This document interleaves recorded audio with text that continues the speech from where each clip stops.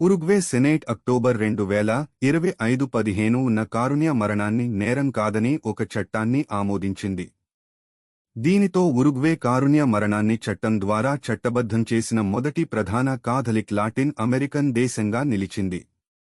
ఈ చట్టం తీవ్రమైన అనారోగ్య రోగులు కఠినమైన పరిస్థితులలో తమ జీవితాలను ముగించడానికి వైద్య సహాయం కోరేందుకు అనుమతిస్తుంది.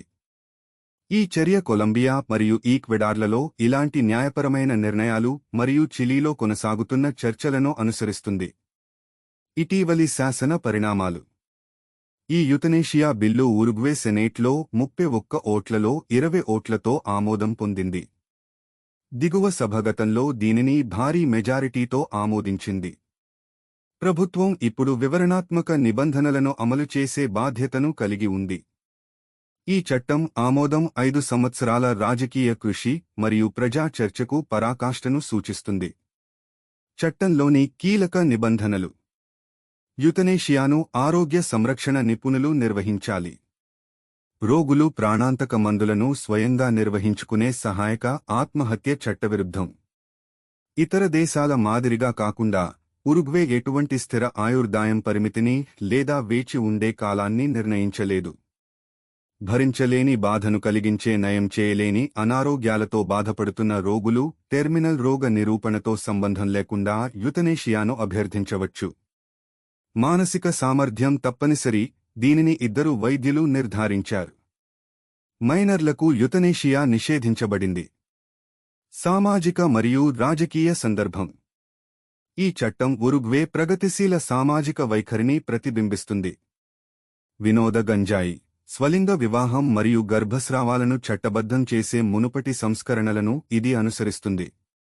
ప్రధానంగా కాథలిక్ చర్చి నుండి వ్యతిరేకత వచ్చింది. ఇది జీవిత పవిత్రతను మరియు ప్రాణాంతక రోగుల సంరక్షణను నొక్కి చెప్పింది. అయితే లౌకికీకరణ మరియు వ్యక్తిగత స్వయంప్రతిపత్తికి అనుకూలంగా ఉన్న ప్రజాభిప్రాయం చట్టసభ్యులను ప్రభావితం చేసింది. ప్రాంతీయ ప్రభావం మరియు పోలికలు. లాటిన్ అమెరికాలో కారుణ్య మరణాన్ని చట్టబద్ధం చేయడంలో ఉరుగ్వే కొలంబియా మరియు ఈక్వెడార్లతో చేరింది. కొలంబియా మరియు ఈక్వెడార్ కోర్టులు కారుణ్య మరణాన్ని నేరం కాదని ప్రకటించాయి. అయితే ఉరుగ్వే చట్టం మొదటి శాసన చట్టం. చిలీ ఇలాంటి చట్టాన్ని చురుకుగా చర్చిస్తోంది. ప్రపంచవ్యాప్తంగా ఉరుగ్వే విధానం మైనర్లకు కారుణ్య మరణాన్ని అనుమతించే బెల్జియం మరియు నెదర్లాండ్స్ వంటి దేశాలతో మరియు కఠినమైన సమయ పరిమితులను విధించే ఆస్ట్రేలియా మరియు న్యూజిలాండ్తో విభేదిస్తుంది. నైతిక మరియు చట్టపరమైన పరిగణనలు. ఈ చట్టం రోగి స్వయంప్రతిపత్తిని దుర్వినియోగం నుండి రక్షణలతో సమతుల్యం చేస్తుంది. సమాచార సమ్మతిని నిర్ధారించడానికి దీనికి మానసిక మూల్యాంకనం అవసరం. సమయ పరిమితులు లేకపోవడం ప్రాప్యతను విస్తృతం చేస్తుంది కానీ భరించలేని బాధను నిర్వచించడంపై నైతిక చర్చలను లేవనెత్తుతుంది. లాటిన్ అమెరికాలోని ప్రధానంగా కాథలిక్ సమాజాలలో ఉరుగ్వే చట్టం చట్టపరమైన ఉదాహరణ. పశ్చిమ బెంగాల్లోని సుందర్బన్స్కు చెందిన nature environment and wild life society news దాని సస్టైనబుల్ ఆక్వాకల్చర్ ఇన్ మడ అడవుల పర్యావరణ వ్యవస్థలు సెమే నమూనాకు ప్రపంచవ్యాప్తంగా ప్రశంసలు అందుకుంది. ఐక్యరాజ్యసమితికి చెందిన food and agriculture organization FAO October 15, 2025ని గ్లోబల్ టెక్నికల్ రికగ్నిషన్తో సత్కరించింది. ఈ అవార్డును FAO యొక్క 80వ వార్షికోత్సవ వేడుకలు మరియు ఇటలీలోని రోమ్లో జరిగిన వరల్డ్ ఫుడ్ ఫోరం సందర్భంగా ఇచ్చారు. సెమే అనేది ఆక్వాకల్చర్ను మడ అడవుల పరిరక్షణ, వాతావరణ అనుకూలత మరియు స్థిరమైన జీవనోపాధితో అనుసంధానించే మార్గదర్శక విధానం. నేపథ్యం మరియు గుర్తింపు. సుందర్బన్స్లోని పర్యావరణ మరియు ఆర్థిక సవాళ్లను పరిష్కరించడానికి సెమే నమూనా అభివృద్ధి చేయబడింది. ఇది ఒక ప్రత్యేకమైన మడ అడవుల పర్యావరణ వ్యవస్థ. ఇది రొయ్యల పెంపకం చెరువులలో 5% నుండి 30% మడ అడవుల కవరేజీని కొనసాగించే ఆక్వాకల్చర్ను ప్రోత్సహిస్తుంది. ఈ సమతుల్యత రైతుల ఆదాయాలకు మద్దతు ఇస్తూ పర్యావరణ వ్యవస్థ ఆరోగ్యాన్ని కాపాడుకోవడానికి సహాయపడుతుంది. వాతావరణ మార్పుల మధ్య ఇటువంటి పర్యావరణ వ్యవస్థ ఆధారిత విధానాల యొక్క ప్రపంచ ప్రాముఖ్యతను FAO గుర్తింపు సూచిస్తుంది. అమలు మరియు ప్రభావం. ఉత్తర మరియు దక్షిణ 24 పరగణాల జిల్లాల్లోని 42 మంది చేపల రైతులు దాదాపు 30 హెక్టార్లలోని అమలు చేశారు. రైతులు మడ అడవుల చెత్తను సహజ మేతగా ఉపయోగించి బ్లాక్ టైగర్ రొయ్యలను పెనియస్ మోనోడాన్ పండిస్తారు. ఇది ఖరీదైన బాహ్య ఇన్పుట్లపై ఆధారపడటాన్ని తగ్గిస్తుంది. చాలా సంవత్సరాల తర్వాత ఈ రైతులకు సగటు వార్షిక నికర లాభం రెట్టింపు కంటే ఎక్కువైంది. ఖర్చు ఆదా మరియు మెరుగైన పద్ధతులు ఈ ఆర్థిక విజయానికి దోహదపడ్డాయి. సమాజ భాగస్వామ్యం మరియు మంచి పద్ధతులు. ఈ నమూనా సమాజ భాగస్వామ్యాన్ని నొక్కి చెబుతుంది. రైతులు సమిష్టిగా మడ అడవులను రక్షించే మరియు రొయ్యల ఉత్పత్తిని నిలబెట్టే మంచి ఆక్వాకల్చర్ పద్ధతులను అవలంబిస్తారు. భాగస్వామ్య విధానం భాగస్వామ్య బాధ్యత మరియు జ్ఞాన మార్పిడిని నిర్ధారిస్తుంది. సుందర్బన్స్తో సహా తీర ప్రాంతాలను బెదిరించే సముద్ర మట్టం పెరుగుదల వంటి వాతావరణ సవాళ్లకు అనుగుణంగా మారడంలో కూడా ఇది సహాయపడుతుంది. పర్యావరణ మరియు వాతావరణ ప్రయోజనాలు. తుఫానులు మరియు కోతకు వ్యతిరేకంగా సహజ బఫర్లుగా పనిచేసే మడ అడవులను సంరక్షించడం ద్వారా సామే తీరప్రాంత స్థితిస్థాపకతకు మద్దతు ఇస్తుంది. రసాయన రహిత రొయ్యల పెంపకం పర్యావరణ కాలుష్యాన్ని తగ్గిస్తుంది. ఈ నమూనా కింద మడ అడవుల సంరక్షణ కార్బన్ సీక్వెస్ట్రేషన్కు సహాయపడుతుంది, వాతావరణ మార్పు తగ్గింపుకు దోహదం చేస్తుంది. ఈ సమగ్ర విధానం ప్రపంచ వాతావరణ కార్యాచరణ లక్ష్యాలు మరియు స్థిరమైన అభివృద్ధితో సమానంగా ఉంటుంది. సుందర్బన్స్ సందర్భంలో ప్రాముఖ్యత. సుందర్బన్స్లో భూ వినియోగాన్ని విస్తృతంగా మార్చిన రొయ్యల పెంపకం తరచుగా మడ అడవులను దెబ్బతీసింది.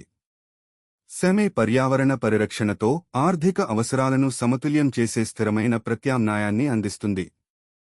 ఇది ఆక్వాకల్చర్ విస్తరణ మరియు వాతావరణ ముప్పుల నుండి ఇలాంటి ఒత్తిళ్లను ఎదుర్కొంటున్న ఇతర మడ అడవుల ప్రాంతాలకు అనుకరణీయ నమూనాగా పనిచేస్తుంది. Research and development organisation DRDO స్వదేశీ పరిజ్ఞానంతో అభివృద్ధి చేసిన military combat parachute system MCPS ఇటీవల 32,000 అడుగుల ఎత్తు నుండి విజయవంతమైన పోరాట ఫ్రీఫాల్ జంప్ను పూర్తి చేసింది.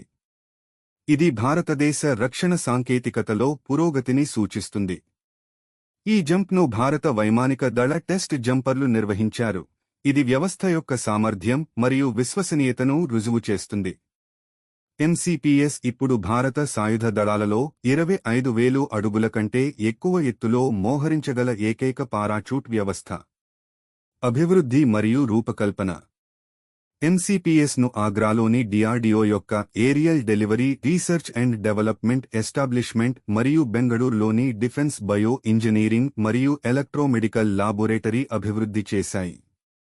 ఇది అధునాతన వ్యూహాత్మక మెరుగుదలలను కలిగి ఉంది.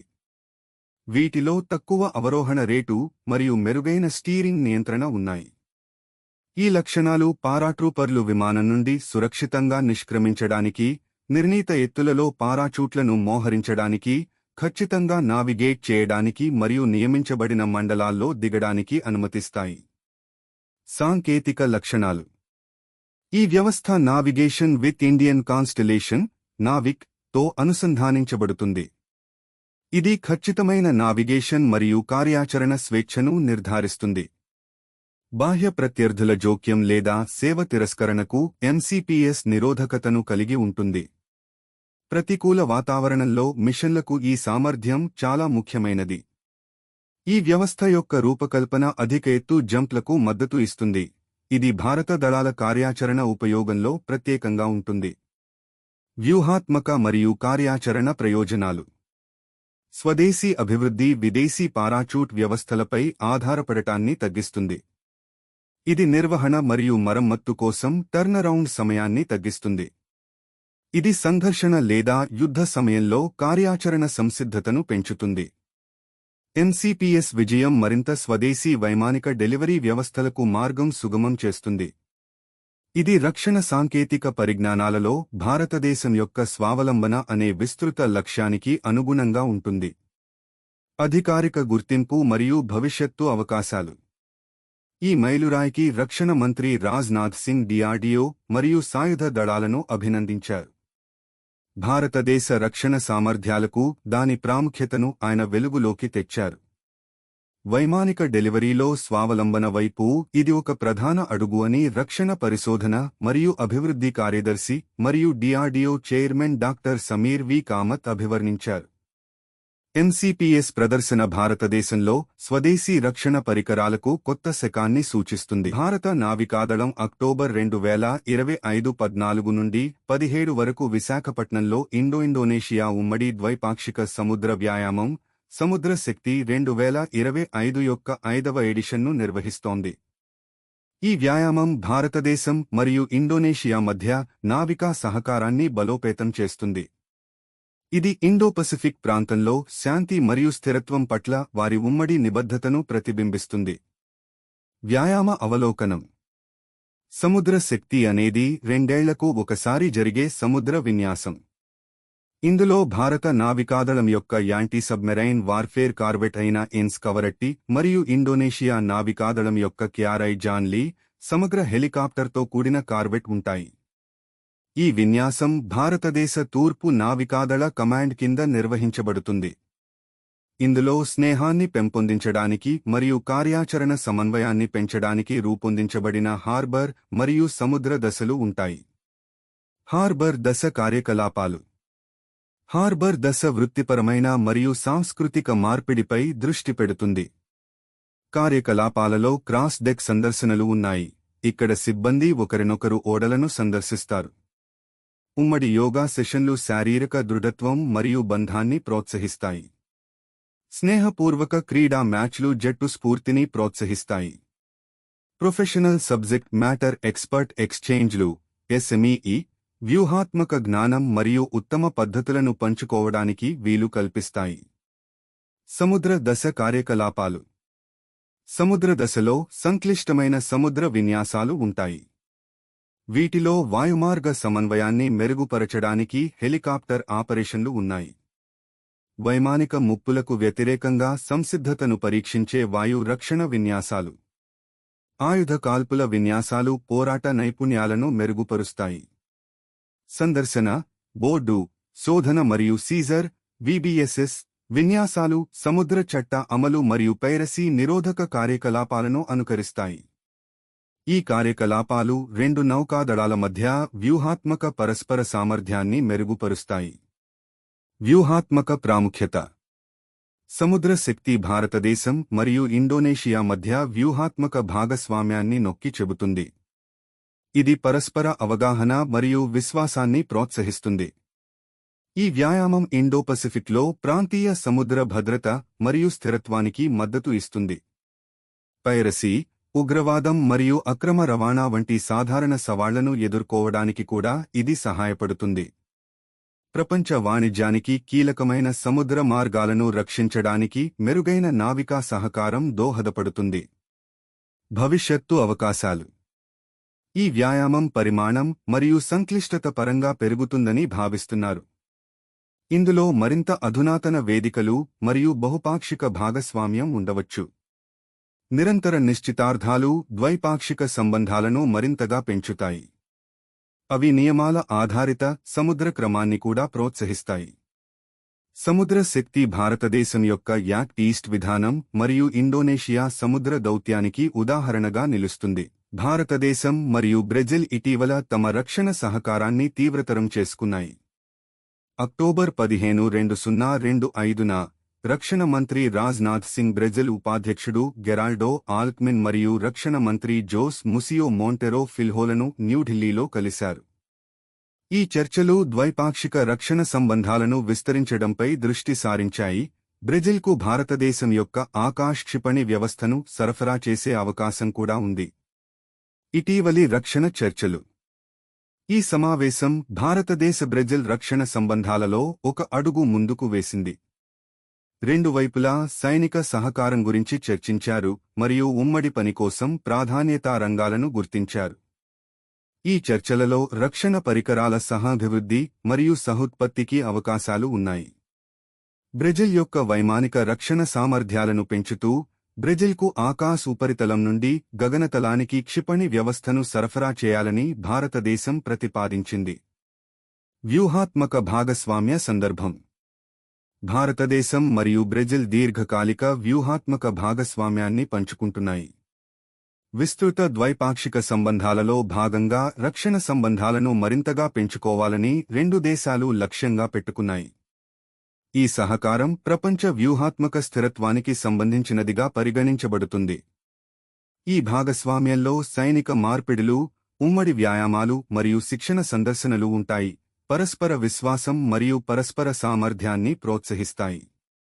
ఆకాశ్ క్షిపణి వ్యవస్థ అవలోకనం. ఆకాశ్ క్షిపణి స్వదేశీ పరిజ్ఞానంతో అభివృద్ధి చేయబడిన మధ్యస్థ శ్రేణి ఉపరితలం నుండి గగనతలంలోని లక్ష్యాలను ఛేదించే క్షిపణి. ఇది ఒకేసారి బహుళ వైమానిక ముప్పులను లక్ష్యంగా చేసుకోగలదు. ఈ వ్యవస్థ ఖర్చు సమర్థత మరియు విశ్వసనీయతకు ప్రసిద్ధి చెందింది. ఆకాశ్ను బ్రెజిల్కు ఎగుమతి చేయడం భారతదేశ రక్షణ ఎగుమతుల్లో కీలక మైలురాయిగా నిలుస్తుంది. సహాభివృద్ధి మరియు సహోత్పత్తి అవకాశాలు. రెండు దేశాలు ఉమ్మడి రక్షణ ప్రాజెక్టులను అన్వేషించడానికి ఆసక్తిని వ్యక్తం చేశాయి. సహాభివృద్ధి మరియు సహోత్పత్తి భారతదేశం మరియు బ్రెజిల్లలో స్థానిక రక్షణ పరిశ్రమలను పెంచుతాయి. ఈ సహకారం సాంకేతిక బదిలీని ప్రోత్సహిస్తుంది మరియు స్వావలంబనను పెంచుతుంది. ఇది భారతదేశం యొక్క మేక్ ఇన్ ఇండియా మరియు బ్రెజిల్ యొక్క రక్షణ ఆధునీకరణ లక్ష్యాలకు అనుగుణంగా ఉంటుంది. సైనిక దళాల మార్పిడి. సైన్య సంబంధాలను పెంచుకునేందుకు నాయకులు తమ నిబద్ధతను పునరుద్ఘాటించారు. కార్యాచరణ సమన్వయాన్ని మెరుగుపరచడానికి ఉమ్మడి వ్యాయామాలు మరియు శిక్షణ సందర్శనలను ప్లాన్ చేశారు.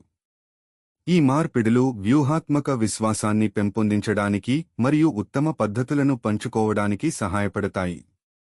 అవి సంభావ్య ఉమ్మడి కార్యకలాపాలకు శక్తులను కూడా సిద్ధం చేస్తాయి. సైలెంట్ వ్యాలీ నేషనల్ పార్క్లో ఇటీవల జరిపిన సర్వేలలో 6 కొత్త జాతుల డ్రాగన్ ఫ్లైస్ మరియు డామ్సెల్ ఫ్లైస్ బయటపడ్డాయి. అక్టోబర్ 10 నుండి 12 వరకు నిర్వహించిన ఈ ఓడోనేట్ సర్వేలో 3 రోజుల్లో మొత్తం 83 జాతులు నమోదయ్యాయి. పార్క్ యొక్క తెలిసిన ఓడోనేట్ వైవిధ్యం ఇప్పుడు 109 జాతులుగా ఉంది. ఈ ఆవిష్కరణ పార్క్ యొక్క గొప్ప మరియు వైవిధ్యమైన పర్యావరణ వ్యవస్థను సూచిస్తుంది. సర్వే వివరాలు మరియు ఫలితాలు. ఈ survey silent valley national park మరియు సొసైటీ ఫర్ ఓడోనేట్ స్టడీస్ సంయుక్తంగా నిర్వహించింది. ఇది 37 మంది వాలంటీర్లు మరియు అటవీ సిబ్బంది భాగస్వామ్యంతో 12 క్యాంప్ సైట్లను కవర్ చేసింది. గుర్తించబడిన కొత్త జాతులలో long legged clubtail, Fraser's torrent hawk, dark dagger head, blue neck reedtail, Wayanad torrent డాట్ మరియు బ్లాక్ అండ్ ఎల్లో వెదురు తోక ఉన్నాయి. ఈ చేర్పులు పార్కులోని విభిన్న సూక్ష్మ నివాసాలను ప్రతిబింబిస్తాయి. కొత్త జాతుల ప్రాముఖ్యత. కొత్తగా నమోదు చేయబడిన జాతులు సైలెంట్ వ్యాలీ యొక్క పర్యావరణ గొప్పతనాన్ని పెంచుతాయి. చాలా వరకు పశ్చిమ కనుమలకు చెందినవి మరియు నిర్దిష్ట ఆవాసాలపై ఆధారపడి ఉంటాయి. ఉదాహరణకు, ప్రోటోస్టిక్టా మోర్టోని మరియు ఇండోస్టిక్టా డెక్కనెన్సిస్ వంటి జాతులు అరుదైన మరియు స్థానికీకరించిన దుర్గంధ జీవులకు ఆశ్రయంగా పార్క్ యొక్క ప్రాముఖ్యతను చూపుతాయి. కాకోనెరా గోంఫోయిడ్స్ వంటి ఎత్తైన జాతులు పార్క్ యొక్క ప్రత్యేక వాతావరణాన్ని మరింత నొక్కి చెబుతున్నాయి. మంచినీటి నాణ్యత సూచికలు. యుఫెయా జాతికి చెందిన 3 జాతులు నమోదు చేయబడ్డాయి. ఇవి మంచినీటి నాణ్యతను సూచిస్తాయి. వాటి ఉనికి పార్క్ యొక్క ప్రవాహాల అద్భుతమైన ఆరోగ్యాన్ని నిర్ధారిస్తుంది. ఈ దుర్వాసనలు ప్రత్యేకమైన ఎత్తు మండలాలు మరియు సూక్ష్మ నివాసాలను ఆక్రమించాయి. వాటి నిరంతర మనుగడ కనిష్ట కాలుష్యం మరియు బాగా సంరక్షించబడిన జల పర్యావరణ వ్యవస్థలను సూచిస్తుంది. ఓడోనేట్ల పర్యావరణ ప్రాముఖ్యత. ఓడోనేట్లు పర్యావరణ వ్యవస్థ ఆరోగ్యానికి బయోఇండికేటర్లుగా పనిచేస్తాయి. వాటి జనాభాలో మార్పులు ఆవాస నాణ్యతలో మార్పులను వెల్లడిస్తాయి. సర్వే యొక్క ట్రాన్సెక్ట్ పద్ధతి జాతుల పంపిణీ మరియు సమృద్ధిని వివరంగా పర్యవేక్షించడానికి అనుమతిస్తుంది. గత డేటాతో భవిష్యత్ పోలికలు సైలెంట్ వ్యాలీలో దీర్ఘకాలిక పర్యావరణ ధోరణులను అర్థం చేసుకోవడానికి సహాయపడతాయి. కొనసాగుతున్న పరిశోధన మరియు పరిరక్షణ ప్రయత్నాలు. 2019 నుండి సైలెంట్ వ్యాలీలో ఇది 4వ ఓడోనేట్ సర్వే. పార్క్ యొక్క జీవవైవిధ్యాన్ని మరింతగా అర్థం చేసుకోవడానికి నిపుణులు వచ్చే ఏడాది మరో సర్వేను ప్లాన్ చేస్తున్నారు. స్థానిక అటవీ అధికారులు మరియు ఓడోనిట్ నిపుణుల ప్రమేయం సమగ్ర డేటా సేకరణను నిర్ధారిస్తుంది. ఈ ప్రయత్నాలు ఈ కీలకమైన రక్షిత ప్రాంతం పరిరక్షణ మరియు నిర్వహణకు మద్దతు ఇస్తాయి. భారత ప్రభుత్వం వామపక్ష తీవ్రవాదం ఎల్డబ్ల్యూఈ తీవ్రంగా ప్రభావితమైన జిల్లాలలో భారీ తగ్గింపును ప్రకటించింది. గతంలో ఎక్కువగా ప్రభావితమైన 6 జిల్లాలుగా గుర్తించగా 3 మాత్రమే మిగిలి ఉన్నాయి. బీజాపూర్, సుక్మా మరియు నారాయణపూర్ అన్నీ ఛత్తీస్గఢ్లో ఉన్నాయి. ప్రస్తుత పరిపాలనలో నక్సలిజాన్ని అరికట్టే ప్రయత్నాలలో ఈ పురోగతి మైలురాయిని సూచిస్తుంది. నక్సలిజం యొక్క ప్రస్తుత స్థితి 2025 నాటికి ఎల్డబ్ల్యూఈ ప్రభావం కొన్ని ప్రాంతాలకే పరిమితం చేయబడింది. లక్ష్యంగా చేసుకున్న కార్యకలాపాలు మరియు విధాన చర్యలపై ప్రభుత్వం దృష్టి సారించడం వల్ల స్పష్టమైన ఫలితాలు వచ్చాయి. తీవ్ర ప్రభావిత జిల్లాల సంఖ్య సగానికి తగ్గింది. ఇది ప్రభావిత ప్రాంతాలలో భద్రత మరియు పాలనలో మెరుగుదలను సూచిస్తుంది. కార్యాచరణ విజయాలు మరియు ప్రభావం. ఇటీవల భద్రతా దళాలు 312 మంది ఎల్డబ్ల్యూఈ కేడర్లను హతమార్చాయి. ఇది మునుపటి రికార్డులను అధిగమించింది. 800 మందికి పైగా కేడర్లను అరెస్టు చేయగా 1600 మందికి పైగా లొంగిపోయి ప్రధాన స్రవంతి సమాజంలో తిరిగి చేరారు. ఈ గణాంకాలు మెరుగైన నిఘా, సమన్వయ కార్యకలాపాలు మరియు ప్రభావవంతమైన పునరావాస కార్యక్రమాలను ప్రతిబింబిస్తాయి. విధానం మరియు అమలు వ్యూహం. ఎల్డబ్ల్యూఈకి వ్యతిరేకంగా ప్రభుత్వం రూపొందించిన జాతీయ కార్యాచరణ ప్రణాళిక దేశవ్యాప్తంగా కఠినంగా అమలు చేయబడింది. ఇది కేంద్ర మరియు రాష్ట్ర సంస్థల మధ్య సమన్వయ ప్రయత్నాలు, ప్రభావిత ప్రాంతాలలో అభివృద్ధి కార్యక్రమాలు మరియు సమాజ భాగస్వామ్యాన్ని నొక్కి చెబుతుంది. ఈ విధానం ఉగ్రవాదం యొక్క భద్రత మరియు సామాజికార్థిక మూలాలను పరిష్కరించడం లక్ష్యంగా పెట్టుకుంది. భవిష్యత్తు లక్ష్యాలు మరియు నిబద్ధత. మార్చి 2026 31 నాటికి నక్సలిజాన్ని పూర్తిగా నిర్మూలించాలని పరిపాలన లక్ష్యంగా పెట్టుకుంది. నిఘా ఆధారిత కార్యకలాపాలు, మౌలిక సదుపాయాల అభివృద్ధి మరియు పునరావాసంపై నిరంతర దృష్టి ఈ లక్ష్యంలో ప్రధానమైనది. నిరంతర ప్రయత్నాల ద్వారా నక్సల్ రహిత భారత్ను సృష్టించడానికి ప్రభుత్వం కట్టుబడి ఉంది. ప్రపంచ ఆహార దినోత్సవం యొక్క ప్రాముఖ్యత. 1945లో ఆహార మరియు వ్యవసాయ సంస్థ FAO స్థాపనను గుర్తుచేసుకునేందుకు ప్రపంచ ఆహార దినోత్సవం జరుపుకుంటారు. ఇది ఆహార భద్రతా సవాళ్ల గురించి అవగాహన పెంచుతుంది మరియు స్థిరమైన వ్యవసాయ పద్ధతులను ప్రోత్సహిస్తుంది. ఆకలి నిర్మూలన మరియు స్థిరమైన ఆహార వ్యవస్థల కోసం సమిష్టి చర్యను నొక్కి చెబుతూ 150కి పైగా దేశాలు ఏటా పాల్గొంటాయి. ఆహార ఉత్పత్తిలో భారతదేశం పురోగతి. గత దశాబ్దంలో భారతదేశం ఆహార ధాన్యాలు, పండ్లు మరియు కూరగాయల ఉత్పత్తిలో పెరుగుదలను చూసింది. ఇది పాలు మరియు చిరుధాన్యాల ఉత్పత్తిలో ప్రపంచవ్యాప్తంగా అగ్రస్థానంలో ఉంది మరియు చేపలు, పండ్లు మరియు కూరగాయల ఉత్పత్తిలో 2వ స్థానంలో ఉంది.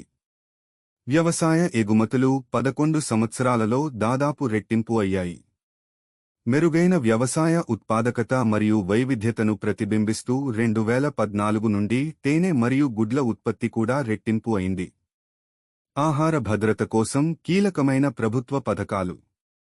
భారతదేశ ఆహార భద్రతా చట్టం ప్రధాన పథకాల ద్వారా ఉత్పత్తి మరియు పంపిణీని సమతుల్యం చేస్తుంది.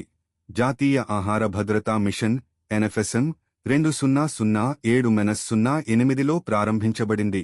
ఇది బియ్యం, గోధుమలు, పప్పుధాన్యాలు మరియు ముతక తృణధాన్యాల ఉత్పత్తిని పెంచుతుంది.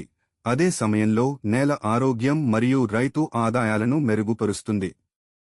2024-25లో జాతీయ ఆహార భద్రత పోషకాహార మిషన్ NFSNM గా పేరు మార్చబడింది. ఇది ఇప్పుడు పోషకాహార లక్ష్యాలను ఏకీకృతం చేస్తుంది. జాతీయ ఆహార భద్రతా చట్టం NFSA 2013 78 కోట్లకు పైగా లబ్ధిదారులను కవర్ చేస్తుంది. ప్రాధాన్యత గల గృహాలు మరియు అంత్యోదయ అన్న యోజన కుటుంబాలకు సబ్సిడీతో కూడిన ఆహార ధాన్యాలను హామీ ఇస్తుంది. ప్రధాన మంత్రి గరీబ్ కళ్యాణ్ అన్న యోజన PMGK బలహీన వర్గాలకు ఉచిత ఆహార ధాన్యాలను అందిస్తుంది. గణనీయమైన ప్రభుత్వ నిధులతో 2028 వరకు పొడిగించబడింది. PM పోషణ్ పథకం ఆరోగ్యం మరియు హాజరును మెరుగుపరచడానికి ప్రభుత్వ పాఠశాలల్లోని పిల్లలకు పోషకమైన మధ్యాహ్న భోజనాన్ని అందిస్తుంది. వరి బలవర్ధకత మరియు పోషకాహార వృద్ధి. సూక్ష్మపోషక లోపాలను ఎదుర్కోవడానికి భారతదేశ బియ్యం బలవర్ధక కార్యక్రమం 2019లో ప్రారంభమైంది. బలవర్ధకమైన బియ్యం గింజల్లో ఇనుము, ఫోలిక్ ఆమ్లం మరియు విటమిన్ బి12 ఉంటాయి. వీటిని సాధారణ బియ్యంతో కలుపుతారు. మార్చి 2024 నాటికి కేంద్ర పథకాల కింద ఉన్న అన్ని బియ్యం బలవర్ధకమయ్యాయి. 2028 వరకు సార్వత్రిక బలవర్ధకమైన బియ్యం సరఫరాను కొనసాగించడానికి ప్రభుత్వం ఆమోదం తెలిపింది. ప్రజా పంపిణీ వ్యవస్థ ఆధునీకరణ. ఆహార ధాన్యాల సేకరణ, సరఫరా గొలుసు, రేషన్ కార్డు నిర్వహణ మరియు బయోమెట్రిక్ పంపిణీని డిజిటలైజ్ చేయడం మరియు క్రమబద్ధీకరించడం స్మార్ట్ పీడిఎస్ చొరవ లక్ష్యం. మేరా రేషన్ 2.0 యాప్ పారదర్శకతను పెంచుతుంది, రియల్ టైం లబ్ధిదారుల డేటాను అందిస్తుంది. దాదాపు అన్ని రేషన్ కార్డులు ఆధార్ సీడెడ్ మరియు చాలా సరసమైన ధరల దుకాణాలు ఎలక్ట్రానిక్ పాయింట్ ఆఫ్ సేల్ పరికరాలను ఉపయోగిస్తాయి. One nation one ration card పథకం దేశవ్యాప్తంగా ప్రయోజనాల పోర్టబిలిటీని నిర్ధారిస్తుంది. మార్కెట్ కొలతలు మరియు పప్పుధాన్యాల స్వావలంబన. ఓపెన్ మార్కెట్ అమ్మకాల పథకం దేశీయ ఆహార ధాన్యాల ధరలు మరియు లభ్యతను స్థిరీకరిస్తుంది. భారత్ అట్టా మరియు భారత్ రైస్ వినియోగదారులకు సబ్సిడీ గోధుమ పిండి మరియు బియ్యాన్ని అందిస్తున్నాయి. పప్పుధాన్యాలలో ఆత్మనిర్భరత మిషన్ 2025 నుంచి 31 వరకు సాగు ప్రాంతాన్ని విస్తరించడం మరియు 2 కోట్ల మంది రైతులకు మద్దతు ఇవ్వడం ద్వారా పప్పుధాన్యాల ఉత్పత్తిని పెంచడం. పోషక భద్రత మరియ. భారతదేశం అక్టోబర్ 2025లో ఇండోనేషియాకు ప్రషియన్ బ్లూ క్యాప్సూల్స్ను వేగంగా అందించింది. ఇండోనేషియా ఆహార ఎగుమతులలో గుర్తించబడిన సీసీఎం -137 కాలుష్య ప్రభావాలను ఎదుర్కోవటం ఈ అత్యవసర సహాయం లక్ష్యం. ఈ చర్య మానవతా సంక్షోభాలలో ప్రాంతీయ ప్రథమ ప్రతిస్పందనదారుగా భారతదేశం యొక్క పాత్రను సూచిస్తుంది. ఈ క్యాప్సూల్స్ మానవ శరీరంలో రేడియోధార్మిక శోషణను తగ్గించడంలో సహాయపడతాయి. సీసీఎం -137 ఎక్స్పోజర్ నుండి ఆరోగ్య ప్రమాదాలను తగ్గిస్తాయి. ఇండోనేషియాలో సీసీఎం -137 కాలుష్యం. ఇండోనేషియా అధికారులు సుగంధ ద్రవ్యాలు మరియు సముద్ర ఆహారాలలో రేడియోధార్మిక ఐసోటోప్ అయిన సీసీఎం -137 యొక్క జాడలను కనుగొన్నారు. ఇండోనేషియా నుండి ఎగుమతి చేయబడిన లవంగాలు మరియు ఘనీభవించిన రొయ్యలలో ఈ కాలుష్యాన్ని మొదట US food and drug administration గుర్తించింది. దీని ఫలితంగా ఉత్పత్తిని వెనక్కి తీసుకోవడం మరియు ఎగుమతి పరిమితులు విధించబడ్డాయి. జకార్తా సమీపంలోని అనేక సౌకర్యాలు మరియు సుమత్రా ద్వీపంలోని ఒక లవంగాల పొలంలో కాలుష్యం ఉన్నట్లు దర్యాప్తులో వెల్లడైంది. వ్యాప్తిని నియంత్రించడానికి ప్రభుత్వం తనిఖీలను పెంచింది మరియు ప్రభావిత ప్రాంతాలలో కదలికలను పరిమితం చేసింది. సీసీఎం -137 వల్ల కలిగే ఆరోగ్య ప్రమాదాలు. సీసీఎం -137 అనేది అణు ప్రతిచర్యల యొక్క ఉప ఉత్పత్తి. ఇది తీవ్రమైన ఆరోగ్య సమస్యలను కలిగించే రేడియేషన్ను విడుదల చేస్తుంది. తక్కువ స్థాయిలో కూడా దీర్ఘకాలిక బహిర్గతం క్యాన్సర్ ప్రమాదాన్ని పెంచుతుంది. ఐసోటాప్ కలుషితమైన ఆహారం లేదా నీటి ద్వారా మానవ శరీరంలోకి ప్రవేశించవచ్చు. ప్రషియన్ బ్లూ క్యాప్సూల్స్ను పేగులలో సీసీఎం -137ను బంధించడానికి ఉపయోగిస్తారు. దాని శోషణను నిరోధిస్తుంది మరియు విసర్జనను ప్రోత్సహిస్తుంది. భారతదేశం యొక్క మానవతా స్పందన. జకార్తాలోని విదేశాంగ మంత్రిత్వ శాఖ మరియు రాయబార కార్యాలయం ద్వారా ఇండోనేషియా చేసిన అభ్యర్థనకు భారతదేశం వెంటనే స్పందించింది. భారత రాయబారి సందీప్ చక్రవర్తి ఈ గుళికలను ఇండోనేషియా అధికారులకు అందజేశారు. ఈ చర్య భారతదేశం యొక్క ఇండియా ఫస్ట్ రెస్పాండర్ చొరవలో భాగం. ఇది ప్రాంతీయ సహకారం మరియు సంక్షోభ నిర్వహణకు దాని నిబద్ధతను నొక్కి చెబుతుంది. ఈ చర్య ఆసియా పసిఫిక్ ప్రాంతంలోని అత్యవసర పరిస్థితుల్లో విశ్వసనీయ భాగస్వామిగా భారతదేశం యొక్క స్థానాన్ని బలోపేతం చేస్తుంది. అంతర్జాతీయ చిక్కులు మరియు ఆహార భద్రత. ఆహార ఎగుమతులలో రేడియోధార్మిక కాలుష్యాన్ని గుర్తించడం అంతర్జాతీయ ఆహార భద్రతా ప్రమాణాల గురించి ఆందోళనలను లేవనెత్తుతుంది. యుఎస్ ఎఫ్డిఏ జోక్యం ఇండోనేషియా ఉత్పత్తులకు కఠినమైన ధృవీకరణ అవసరాలకు